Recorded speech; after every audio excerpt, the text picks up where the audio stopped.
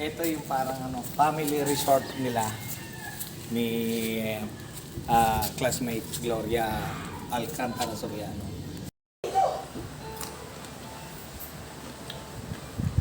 Inggitin mo sila. Ito handa ni Glorio. Ito yung handa niya ngayong bagong taon. Ito. Sa wakas nakita kami. Aaron, baka makita mo mamaya yung yung pag na-post ko yan.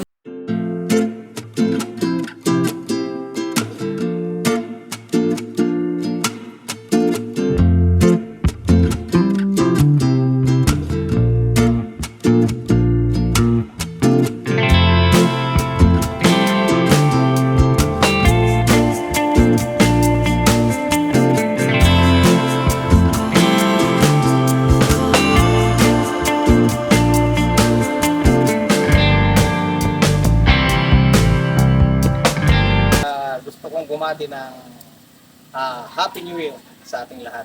Ako po si Serge at meron akong biyahe papuntang Siniluan, Laguna. That is 89 kilometers. Pero bago ako umalis, may special announcement ako.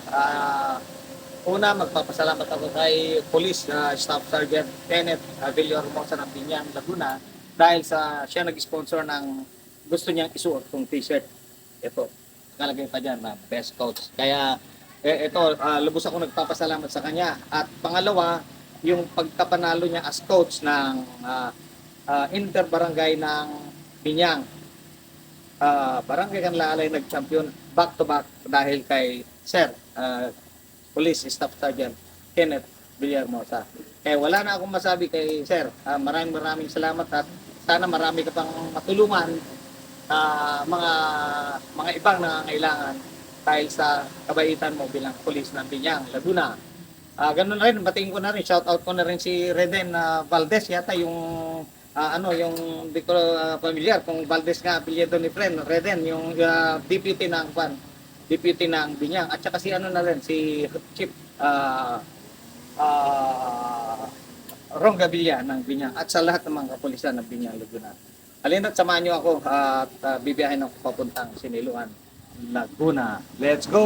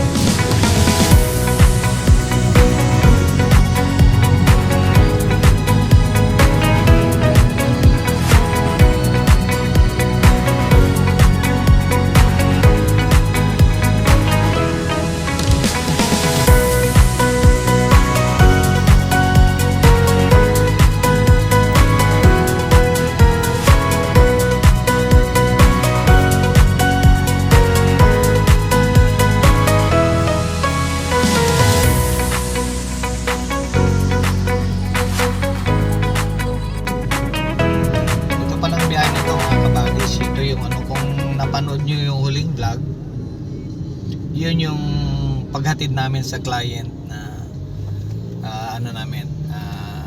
suki namin. Ngayon naman itong biyahe na to ay susunduin namin at isasabay ko na rin na daanan yung kaklase ko ng high school na si Glo dito sa may pila at hahanapin ko, titignan ko ngayon, sana magkita kami. Sabi niya tapat ng Wilcon at tabi ng NIA, National Irrigation Administration. Sana magkita kami ni Ate Glo.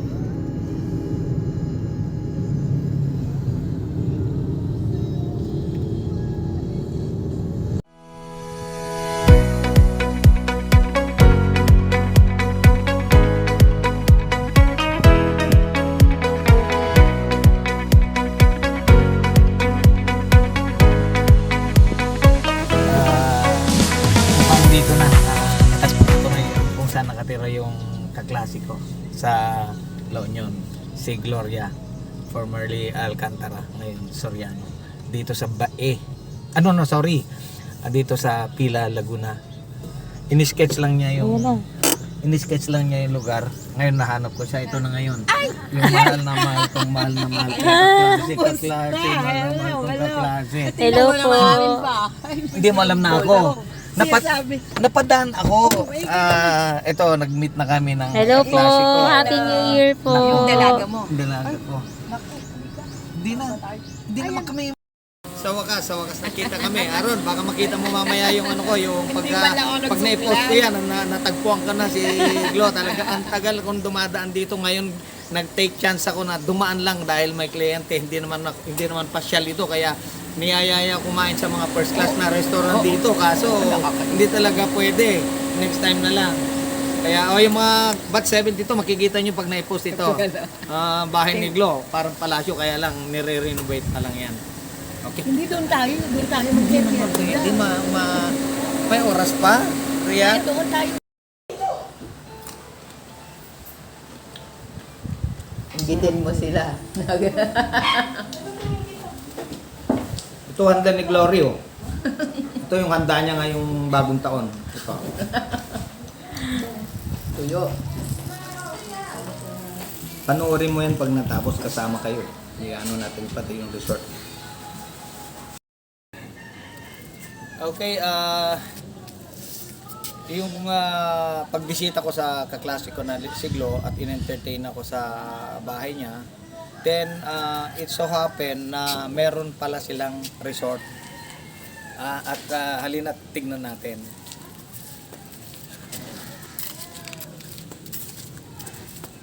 Ito yung parang family resort nila ni classmate Gloria Alcantara Soriano.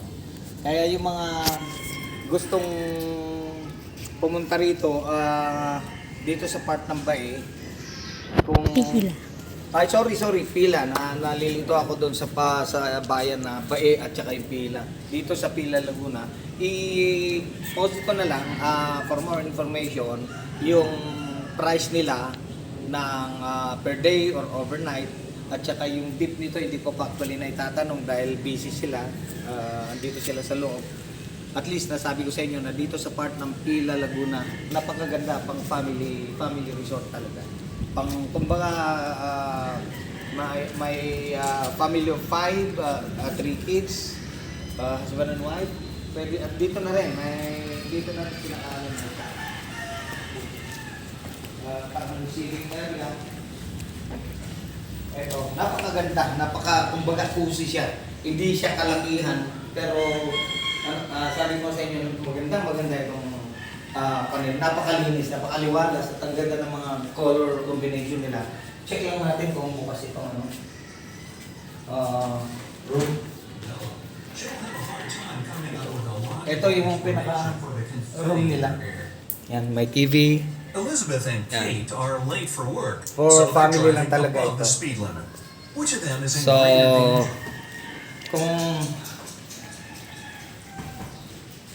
kung ano pa yung information na dapat malaman, i-comment lang at para malaman yung ito yung parang pinaka-public CR niya. May shower siya dito bago ka pumunta. Ito pinaka-public, kunyari nandyan kayo. Yan, maganda. Ganda yung pati formation ng mga tanim. Sabi ko yung color combination ng mga nila. Maganda. Kaya most probably, family ko na pupunta rito ngayong 2024, sinabi ko kay Ate Glo na baka kung may time at oras, time at oras, parehas yun eh. Gali meron silang upper Parang view deck. upper part ng resort nila. Parang view deck na rin dahil taas ka, step ka. Ito, siguro pwede pang i-extend sa susunod. Pwede dito yung kunyari magbarkada, pwede dito kung sakali. Ito. Looking over ba? Yan ang puro Overlooking. overlooking ng mga magda. So, ganun na lang.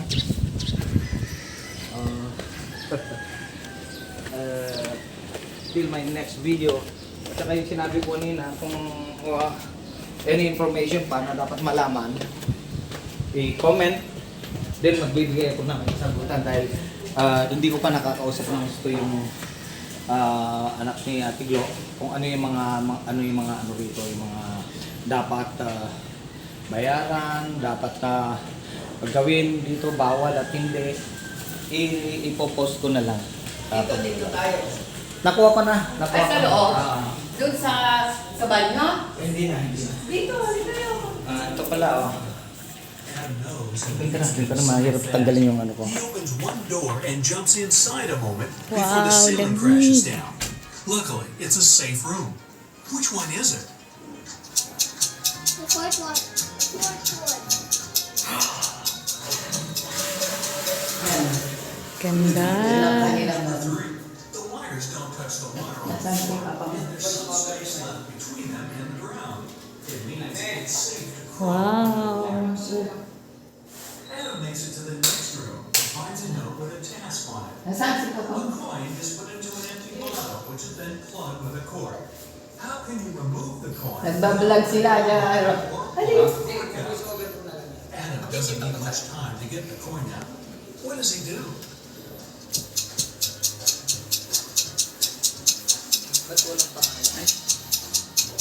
Wala.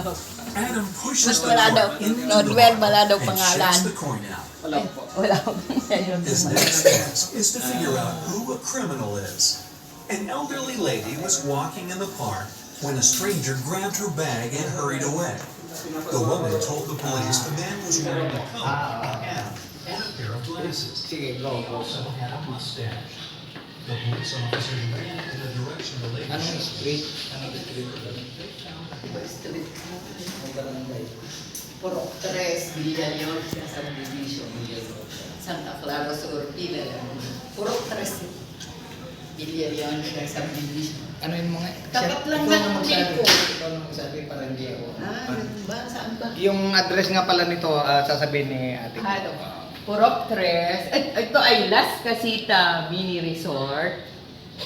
Purok 3, Villalon sa subdivision, Santa Clara Sur, Pila, Laguna. Yun lang. Okay. At saka yung pangalan nito na hindi pa Wala ilalagay. pa Actually nakalagay. dito ilalagay. Las Casitas. Yan. Las Casita. Kaya yung mga nagbabalak sa susunod, itong summer, inaano ko yun, legit ito, kumbaga sa i-rate ko siguro perfect 10 or yung iba baka 9, pero sa akin parang perfect 10 for family of 5. Tama-tama yan. Gaano kalalim ito siguro kung hindi ako nagkakamali mga 4, 5 feet yung pinaka, meron naman siyang pang children pool. Kaya tama-tama ito sa mga family of 5 or 6. Pwede. Pasalamat na ako kay Ate Glo at saka yung mga Si Rodwell, si Maylin, si Marimel, si... na in-entertain tayo ng super. At alam nyo, hinanda sa akin yung tuyo. Pero Masarap. masarap. Hindi ka makahanap ng gano'n sa mga handa ngayon. Kaya yun yung binanatan. So, pinagluto pa ako pero hindi ko na makain. Naubos ko yung mga handa. So, gano'n na lang. Thank you. Thank you po.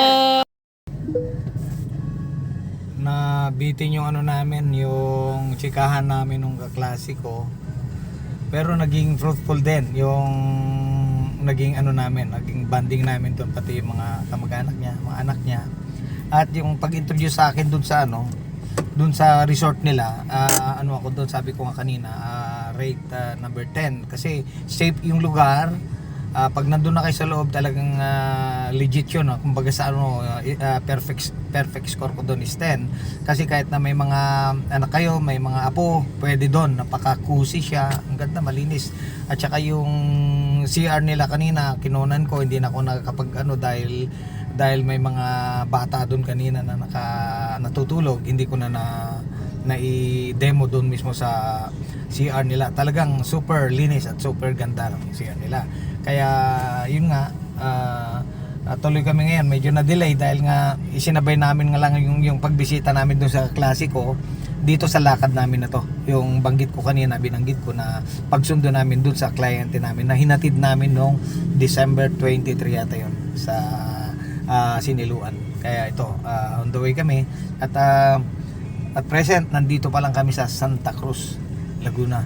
So abangan nyo na lang yung mga susunod kong ipapakita sa inyo itong lakad namin papuntang Siniluan. Okay?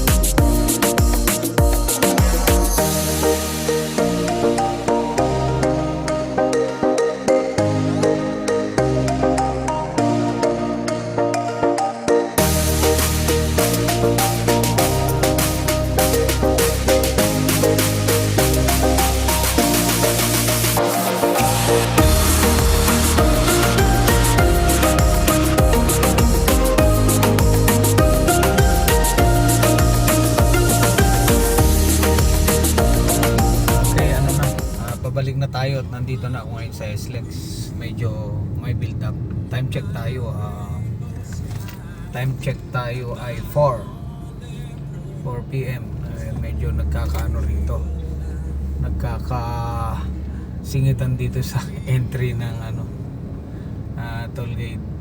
Anyway, God bless naman at successful yung biyahe. Bagamat may konti pa from Calamba to Mamplasan pa tatakbuhin namin. Suy-suy na lang at nasundo na namin yung cottager ni Ma'am at okay naman biyahe.